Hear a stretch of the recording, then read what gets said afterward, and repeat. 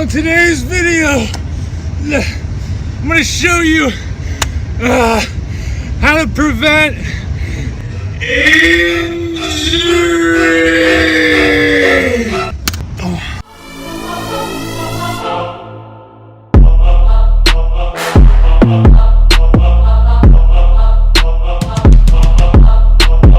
What's up, players? What's going on, everybody? This is Dan Whitmer from Zen Dude Fitness, and today we're going to teach you how to prevent injury when jumping rope.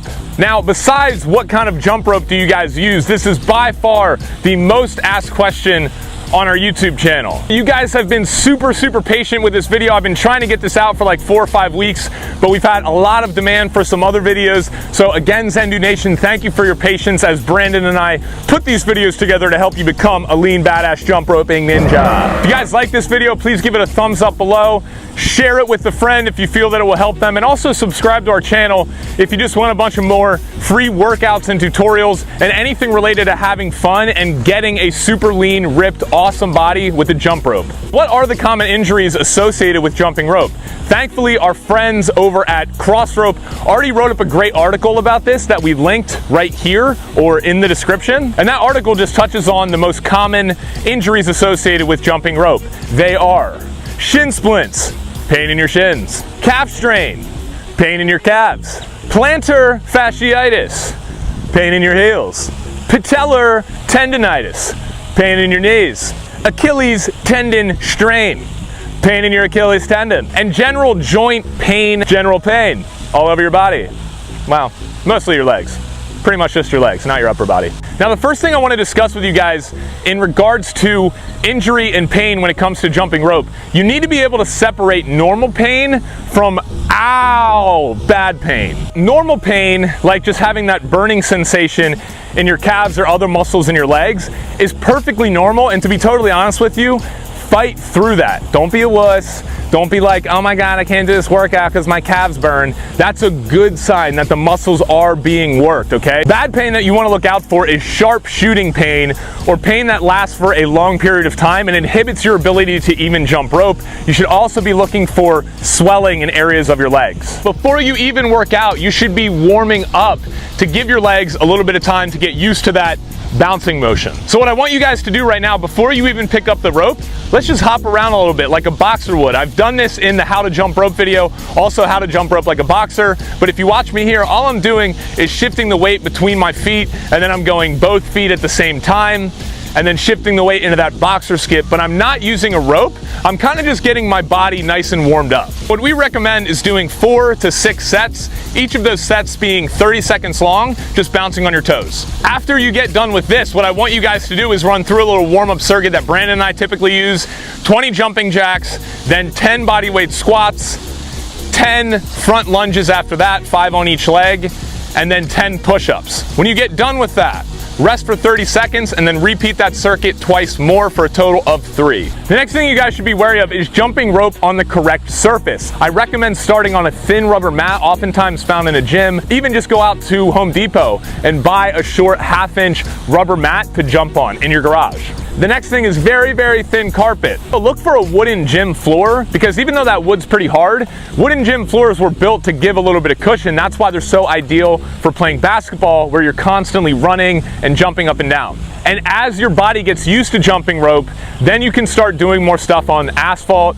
or concrete like you'd see in sidewalks or even on the street. Next up, make sure that you have the right shoes to jump in. Of course, Brandon and I are huge fans of simplicity and minimalism, but if you're just starting out, I probably would not recommend jumping in your bare feet, because that's going to cause a lot of stress on your feet, your ankles, your knees, and your shins. I would recommend supportive running shoes, or some of my favorites are the new Jordan Eclipse, any of the Nike Lunar Series. Those Lunar Series shoes are super supportive, and then also Adidas Tubular is another favorite of mine. No, we do not get paid to endorse these. These are just shoes that we love. We think they look cool, and they're good at jumping rope. A big contributing factor to injury or shin splints or ankle problems or knee injuries when jumping rope is frequency. If you are a beginner and you're just starting out, don't try and jump rope every single day. That's where the pain is going to come from. Just like if you were to never have been active and start running or playing basketball. You're going to experience shin splints, so lessen your frequency. If you are not active at all right now and you want to get started jumping rope, I wouldn't even be focused on doing the workouts on this channel.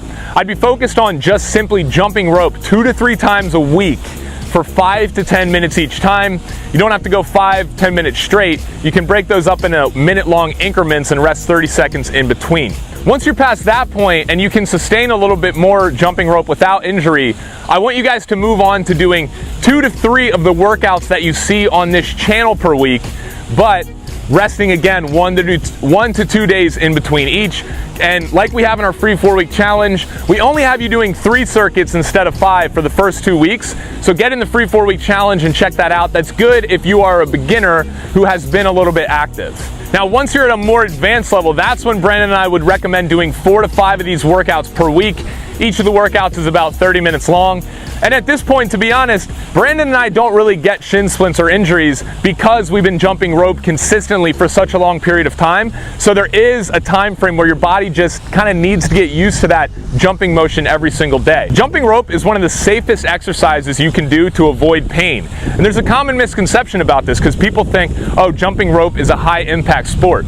It is not a high impact sport at all. It's actually less of an impact than running. When jumping rope with the correct form, you're only coming about 1 to 2 inches at the most off the ground. For those people out there who are jumping rope and coming 5 to 6 inches, even a foot off the ground, that's probably why you're experiencing a lot of pain. Think about if you're just jumping up and down super hard. And as you'll see in the video here, this is not how you want to be jumping rope. You will injure yourself if you're just thudding your feet on the ground, if you're not up on your toes. What I want you to focus on is keeping the knees slightly bent, staying on your toes the whole time, not on your heels, and just coming an inch or 2 off the ground. Next up, what we always recommend is make sure that you are stretching correctly. Now, I'm about to take you through some stretching exercises here that can help with shin splints, can help with calf soreness and your ankles. So stay tuned for that, and then we'll get back into the video. If you have shin splints, which is just pain right here in your shins, it's coming from the anterior tib, which is the muscle that's located right next to your shins, okay? So it's not your shins that hurt, it's the muscle, which is the anterior tib. And so what you can do is you can do a few different exercises. The first being the heel walk. You've probably seen this before. Dan, if you just point down to my feet, you're just going to walk somewhere for about 20 steps. Back the other way. Great walk. Great walk. Great walk, B. That's how you're gonna help build strength, and so you're not gonna feel that pain in your anterior tib if you do these consistently.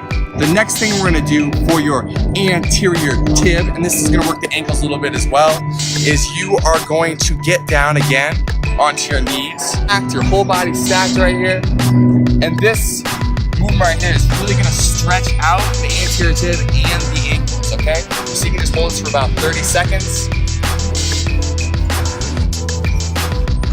And once you sufficiently gone through this exercise, you can go ahead and extend your legs in front of you.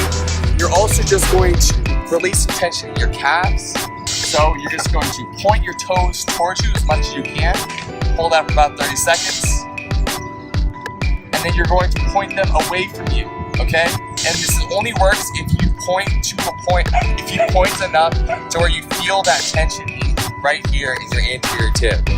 So go ahead and point towards in the opposite direction, 30 seconds both ways, okay? If you do a few sets of that, it's gonna really start to release the tension here.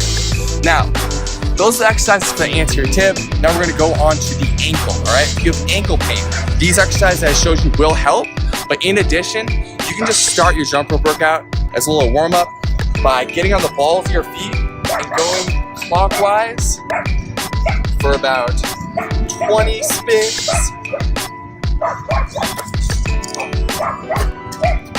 And then taking it, stretching it out, shaking it out, and then go in the opposite direction, counterclockwise,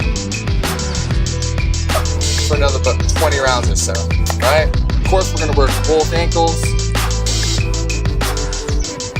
and then go the opposite direction on the other ankle as well. This is a tutorial, so I'm not taking you through the entire time that I usually would, but I recommend doing 3 sets on each ankle to really stretch them out. One of the best tools that I've found for my body in general, not just my lower body pain, is a foam roller and a lacrosse ball, people. If you are experiencing pain or soreness in your muscles, go ahead and watch me here as I roll my muscles out on a foam roller. There's really nothing that fancy about it. You're just applying pressure to those areas of soreness so that soreness dissipates and then you feel fine. Jump hard, be intense, let those muscles get sore and be okay with that. But if you feel any sharp shooting pain coming through your legs or in your joints or your muscles, that's when you know it's time to go back through this list and make sure that you are treating yourself good so that you can jump rope all day, every day. You know what I mean? You know what I mean? We'll see you guys on the next tutorial. Later. Man, if another bird fly through my shot, I'm gonna lose it. Listen up, bird. Better not fly through my shot. Better not fly through my shot. Bird.